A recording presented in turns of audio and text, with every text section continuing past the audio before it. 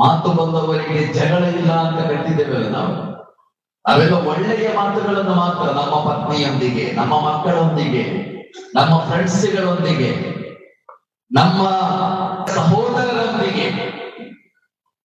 ಕೂಲು ಲಿನ್ನಾಸಿ ಹುಸ್ನ, ಒಳ್ಳೆಯ ಮಾತು ಮಾತ್ರ ನೀವು ಆಡುವುದಾದರೆ ಯಾವ ಜಗಳವೂ ಎಲ್ಲೂ ಇರುವುದಿಲ್ಲ.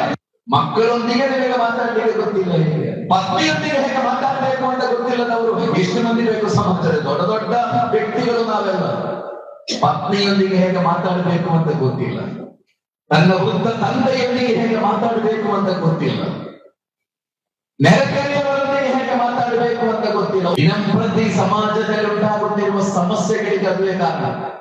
ಕೂಲು ಲಿನ್ನಾಸಿ ಹುಸ್ನ, ನಾವೆಲ್ಲ ತೀರ್ಮಾನ ಮಾಡಿದ್ರೆ ನಾನು ಒಳ್ಳೆಯದು ಮಾತ್ರ ಮಾತಾಡುತ್ತೇನೆ ಎಂದು ತೀರ್ಮಾನ ಮಾಡಿದ್ರೆ ನಿಮ್ಮ ಕುಟುಂಬವೂ ಚೆನ್ನಾಗಿರುತ್ತದೆ, ನಿಮ್ಮ ನೆರೆಕರ ಸಂಬಂಧವೂ ಚೆನ್ನಾಗಿರುತ್ತದೆ, ನಿಮ್ಮ ಸಮಾಜವೂ ಚೆನ್ನಾಗಿರುತ್ತದೆ, ಇಡೀ ದೇಶ ಚೆನ್ನಾಗಿರುತ್ತದೆ.